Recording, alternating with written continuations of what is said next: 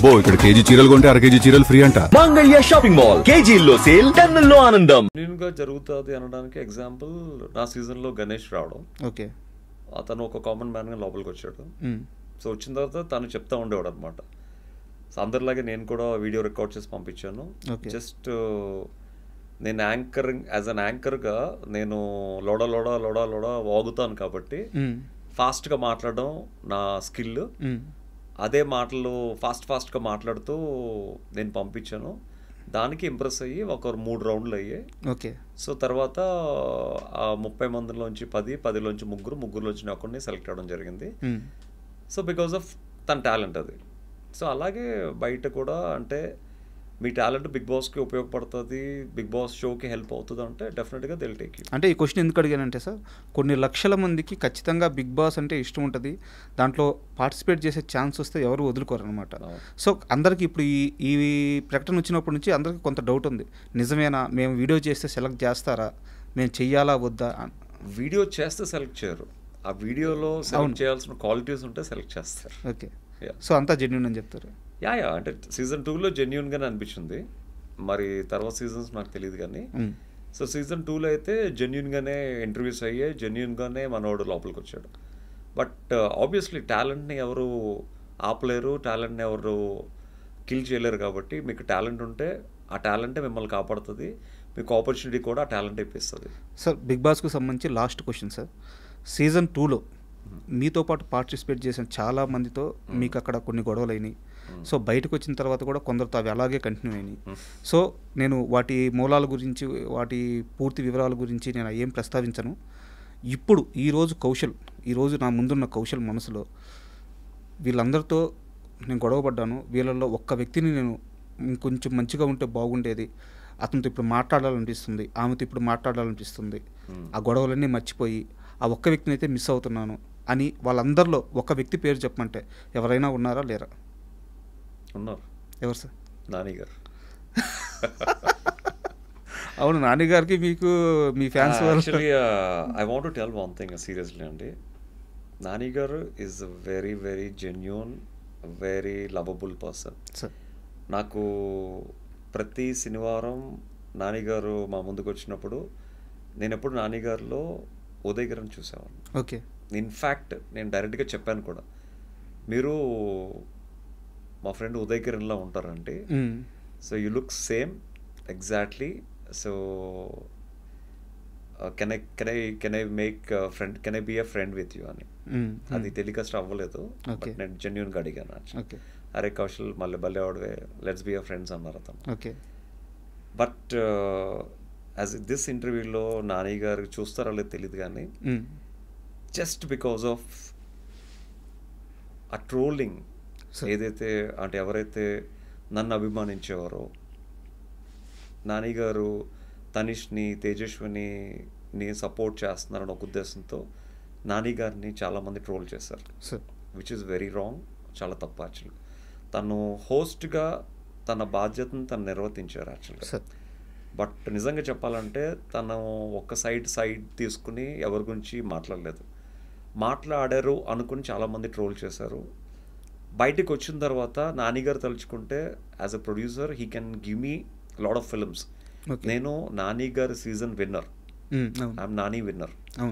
So తలుచుకుంటే నాకు డెఫినెట్గా అతని సినిమాలో డెఫినెట్గా మంచి క్యారెక్టర్స్ ఇచ్చేవారు. అతను తలుచుకుంటే చిటికలో పని అది.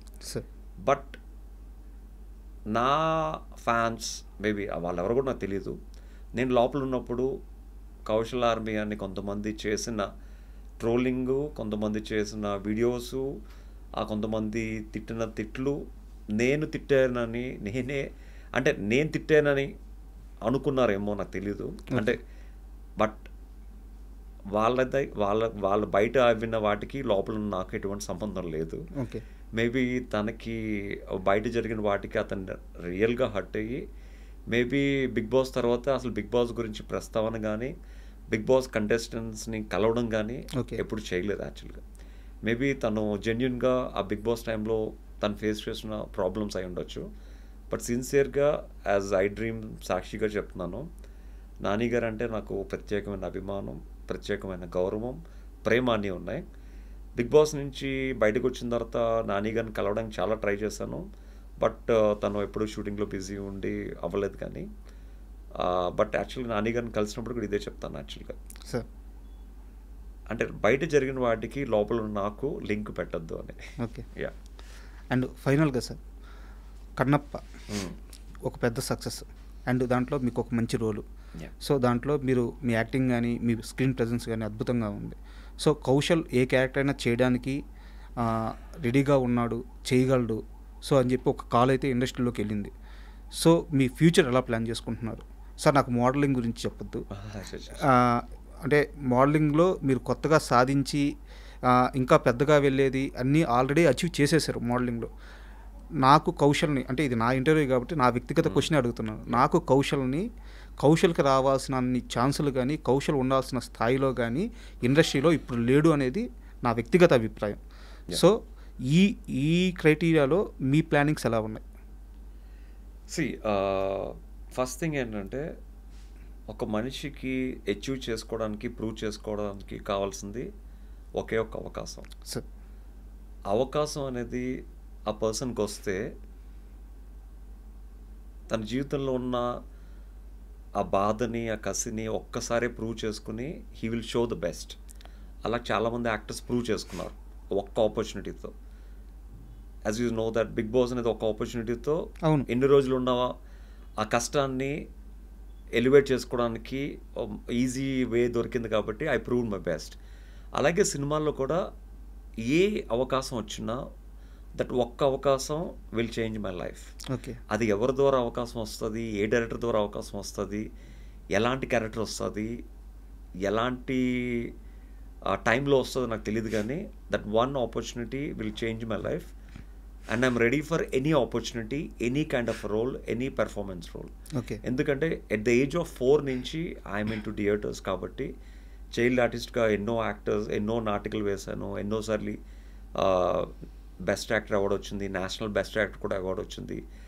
3 తరాలు మా తాతయ్య గారు ఇండస్ట్రీకి వద్దాం అనుకున్నారు, అవ్వలేదు. మా ఫాదర్ వద్దాం అనుకున్నారు, చేశారు, కష్టపడ్డారు, మంచి ఆపర్చునిటీ లేక రిటైర్ అయిపోయారు.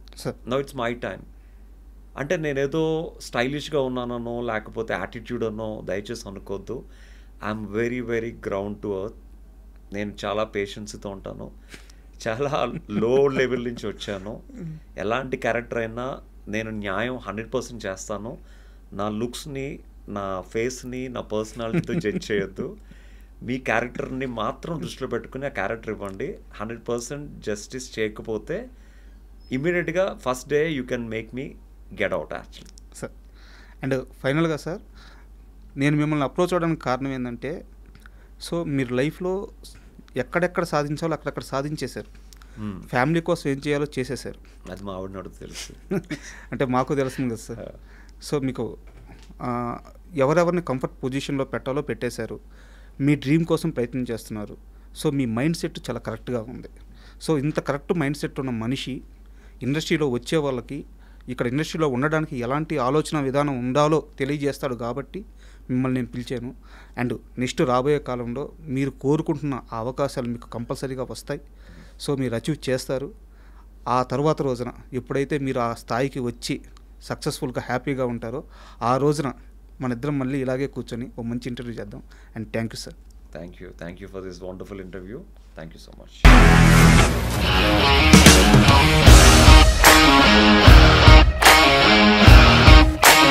ఇండస్ట్రీలో కమిట్మెంట్ ఇష్యూస్ వస్తే నీకు కూడా వచ్చినట్టు? మార్నింగ్ తీసుకెళ్ళానంటే కొట్టి పడేస్తారు.